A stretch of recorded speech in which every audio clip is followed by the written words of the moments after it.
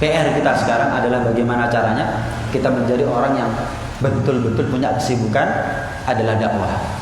Sudah kita bahas kemarin, minimal dari lingkup yang terkecil. Jadikan mereka adalah ladang dakwahnya kita, ladang pahalanya kita. Jadikan ya mungkin kita di mata orang lain kita masih tanah gersang, tanah kering, belum bisa ngasih manfaat. Tapi di mata keluarga kita, suami di depan istri, orang tua di depan anak, mau bapak mau ibu di depan anak, harus menjadi ladang yang subur, harus menjadi tanah yang subur. Buat orang lain, saya masih kering, saya masih gersang, nggak apa-apa. Tapi jangan sampai kehilangan niat untuk saya harus ngasih manfaat kepada orang lain. Tapi untuk lingkungan kecil kita, anak kepada orang tua, kakak kepada adik, suami kepada istri, bos kepada bos kepada bawahan, pejabat dengan rakyat, harus menjadi tanah yang subur. Kenapa? Mereka bisa dipengaruhi, kita bisa berikan warna kepada mereka. Toh kadang-kadang orang di luar Islam memaksa orangnya kita, saudaranya kita nggak sholat bisa kok. Lah kenapa kita nggak bisa maksa tukangnya kita untuk sholat?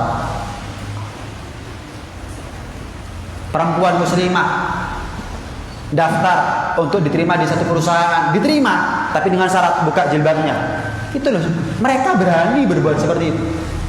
Kenapa? Kalau kita nerima satu orang, saya kepingin terima kamu, cuman gimana kalau kamu pakai jilbab? Kenapa? Mereka nggak sungkan-sungkan maksa saudaranya kita untuk tanggalkan jilbab, jangan sholat dan seterusnya dengan berbagai macam dalih dan alasan. Kenapa kita sungkan berat hati mikir untuk ngajak orang masuk surga? Pakai jilbabnya. Kemudian apa? Sholat dijaga di kebun Pasuruan itu. Ada namanya Al-Habib Alwi bin Segaf As-Segaf. Itu dakwahnya bukan ceramah. Kalau sekarang orang banyak ceramah tapi nggak betul-betul dakwah. Tujuannya duniawi. Al-Habib Ali bin Segaf As-Segaf lain, dakwahnya halus. Gimana tuh? Beliau senangnya tuh bagi-bagi celana kepada tukang. Kan tukang maaf kan selalu pakai celana pendek, jarang pakai celana panjang nutup aurat. Itu bagi-bagi celana sambil ngomong, tutup auratnya ya biar berkah rezekinya. Wis, nurut orang. Nurut kenapa? Enggak cuma ngomong kayak duit soalnya. Dikasih celana, tutupin aurate, tapi nggak metu duit, cuma. Ini perlu kolaborasi kerjasama main cantik antara orang yang berduit dengan dakwah. Nggak semua dai itu punya duit. Kasarannya kerjasama enak. Tuh orang non muslim, misionarisnya itu nggak punya duit, tapi anak keturunannya sampai S3 dibiayai sama yang berduit di antara mereka. Jangan bingung masalah hajat kehidupannya kamu, anakmu sampai S3 bisa. Pokok gimana caranya orang Islam murtad. Mereka bisa.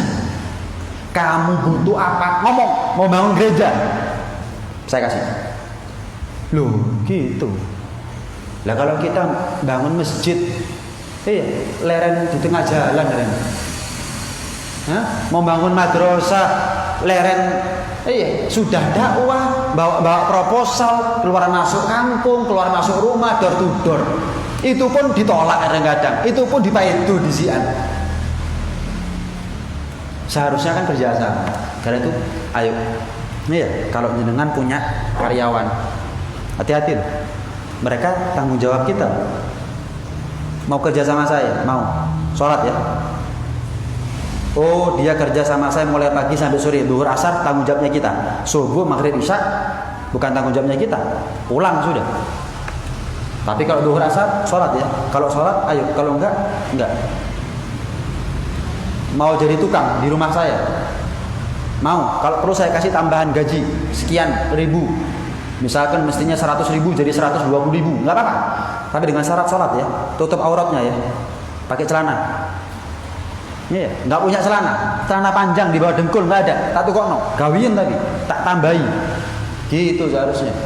Ya kita enggak, malah ngenyang, gak ngurus sholati, gak ngurus aurati. Sementara orang lain siap menggaji lebih, pokok murtad. siap gaji lebih pokok ojo salat. Kita sama saudara sendiri gak enak, Bib. Orang lain enak. Orang lain enak. Lah kok kita nggak enak? Nggak masuk akal kita ini kadang-kadang. Ada alasan yang logis lah. Ada alasan yang nggak enak, Bib. Wong bayar kok nggak enak. Bib, itu urusannya dia. Wah, katanya siapa urusannya dia, urusannya kita. Dalam beberapa hal urusannya dia, urusannya kita. Dalam beberapa hal yang lain urusannya dia, urusannya kita. Sholat nggak sholatnya dia itu urusannya kita. Itu urusan agama itu. Wa tawasaw bil haqqi wa tawasaw bis sabr, itu urusan kita itu. Siapa bilang itu urusannya dia? Saya bukan Tuhan. Kita bukan ngomong kita Tuhan. Rokok kan enggak, ngajak sholat. Kita bayar. Orang sekarang kadang-kadang bangun madrasah, tukangnya nggak sholat. Bangun pesantren, tukangnya nggak sholat. Bangun rumah apalagi, tukangnya nggak sholat. Apunten, apalagi bangun masjid ini ya. Tempatnya sholat tapi tukangnya nggak sholat, jangan-jangan.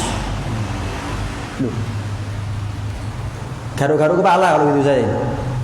Bangun masjid, tempat sholat, tukangnya nggak sholat.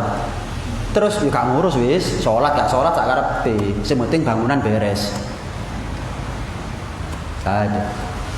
Orang kafir dulu pintar-pintar zaman jahiliyah, tapi mereka tidak dipakai oleh Nabi untuk bangun masjid. Cari mukmin sholat pakai. Masalah bisa nggak bisa, kalau punya otak masing-masing akan jadi dengan baik. Ini karena itu, jangan sampai kita bangun masjid tukangnya nggak sholat, apalagi tukangnya non muslim. Lu pinter, Bib, cari yang muslim yang pinter, nggak kurang-kurang. Kita bayar kok. Lebih prioritas orang muslim. Di luar agama Islam, mereka juga memprioritaskan orangnya mereka, Pak. Mereka juga kalau menerima karyawan itu melihat KTP-nya, kadang-kadang masih melihat sukunya, kadang-kadang masih melihat face-nya, mukanya. Kalau kita nggak ngurus suku, nggak ngurus face, mancu nggak ngurus, muslim terima. Mereka juga begitu kok. Ada 10 pelamar, muslim, Nasrani 1, terima yang Nasrani. Yang 9, 2. Lah kok kita misalkan bangun pesantren, bangun madrasah, malah mempekerjakan non muslim, bangun masjid mempekerjakan non muslim. Islam itu rahmatan lil alamin loh. Rahmatan sama siapa? Tega sama siapa? Kalau begitu. Paham ya? Jadi jangan salah kaprah dalam hal ini. Jangan salah kaprah. Waduh, Bib, kalau tukang sholat, Bib, ya nggak ada yang garap masjid, Bib. Kata siapa? Ya, sampai sekarang saya masih nemu orang bangun pesantren. Bangun pesantren lebih nemen daripada bangun masjid. Bangunannya lebih ruwet pesantren itu. Nggak mari-mari bangun pondok. Sholat semuanya. Pernah ketemuan nggak puasa, dipecat. Ya ada gantinya itu. Yang puasa, yang nutup aurat, yang sholat. Ada itu. Kita bangun pesantren, madrasah, masjid, gak ngurus agamane, gak ngurus sholati, gak ngurus aurati, gak ngurus poso pora. Yang kita cari bangunannya apa manfaatnya. Jangan dianggap gak ada pengaruhnya loh, itu ada pengaruhnya itu. Ada pengaruhnya. Nih, karena itu mudah-mudahan Allah kuatkan kemampuan kita, mental kita untuk bisa berdakwah. Allah berikan kepada kita keberanian untuk berdakwah. Bukan berani untuk apa, cuman menyampaikan kebenaran adalah kebenaran, kesalahan adalah kesalahan. Itu butuh mental, butuh keberanian. Mudah-mudahan Allah berikan keberanian kepada kita, Allah berikan mental kepada kita semuanya. Mudah-mudahan dengan apa yang kita punya, orang-orang yang ada sekeliling kita, orang yang terdekat dengan kita betul-betul mendapatkan manfaat dari ilmu yang kita punya, sedikit atau banyak. Mudah-mudahan menjadi ilmu yang manfaat, ilmu yang barakah, zahir batin dunia sampai di akhirat. Amin Allahumma amin. Amin ya rabbal alamin.